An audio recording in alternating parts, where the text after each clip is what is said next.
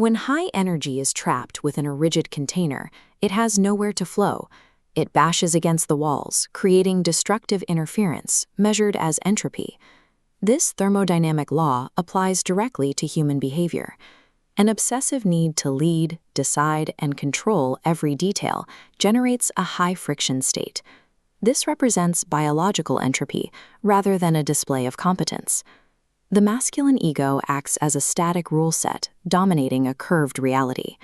A flat grid fails to map onto a fluid surface, creating red zones of friction. Rigidity leads to failure. The grid shatters against the movement, resulting in chronic systemic exhaustion. The male desire for absolute control functions as a catalyst for chaotic interference, even if it is often mistaken for a sign of strength. To compensate for a lack of natural flow, the male ego manufactures artificial permanence. We see this in the obsession with passing down a last name and the hoarding of institutional authority, a paper trail designed to simulate a legacy that the body cannot maintain on its own. Nature tracks human lineage through a biological record that doesn't include the father. As shown in this genetic lineage tree, mitochondrial DNA passes exclusively from the mother to her offspring. Across generations, the male contributions literally fade out. While the maternal record is physically encoded in the DNA, the patriarchal record depends entirely on the constant application of social and institutional force. Without the artificial constructs of naming and authority, the male legacy has no biological mechanism for permanence.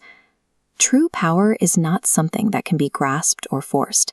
It operates on a counterintuitive principle. It is only available to those willing to lower themselves to pick it up. Escaping the entropy of the masculine ego begins with accepting the biological supremacy of the matriarchal footprint. Surrendering the fight for dominance is the required first step toward a functional existence. In combat, we see the immediate consequences of the ego's need for control. A novice fighter often tenses up, hesitates, and absorbs a heavy strike because their movements are rigid, calculated, and slow. This represents a bottleneck in the brain's System 2 thinking. The fighter is trying to consciously calculate trajectory, momentum, and fear all at once, which guarantees a reaction that is a fraction of a second too late. Mastery requires a different biological mechanism. An expert shuts down the default mode network, the neurological home of the ego. This allows the brain to move past conscious calculations and into rapid subconscious processing. This is System 1. The fighter stops predicting and starts reacting fluidly to unseen kinetic chains. They are taking in thousands of physical data points in milliseconds, exhibiting master-level situational awareness without a single conscious thought.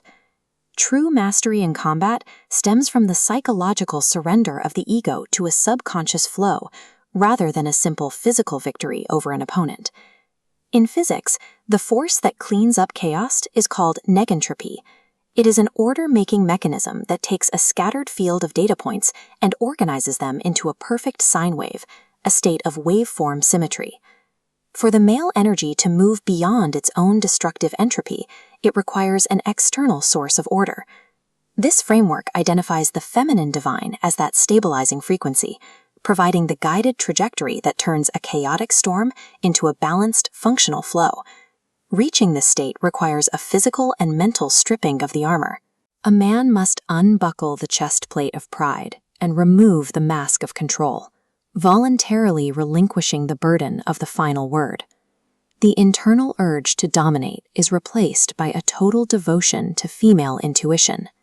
He accepts her lead as his absolute compass, finding freedom in the vulnerability of a supporting role. Male energy is inherently self-destructive until it is strictly governed by the organizing calm of female leadership. Without this governance, it remains locked in the friction of its own entropy.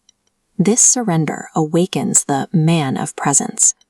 In this state, he is defined by total, blind subservience to his lead. He no longer seeks to decide his own path. He follows hers with absolute precision. Relinquishing the exhausting fight for legacy and dominance frees up massive amounts of kinetic energy. The friction that once drained his systems is gone.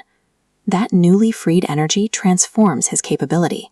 His movements become lightning fast and flawless. He is no longer fighting for himself. He has become an instrument of absolute protection. He has finished his search for inner peace. He is no longer praying for mercy or validation. He marches for a purpose dictated by his lead, living by a code etched in the scars of his own ego dissolution. Ultimate, terrifying strength emerges only when a man ceases to fight for himself.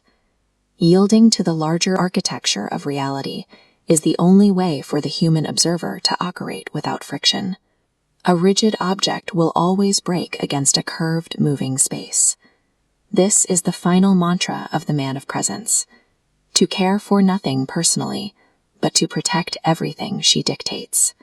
By surrendering the fight for dominance to matriarchal stability, we dissolve the internal interference that leads to systemic failure. This transition restores a functional state of high precision protection and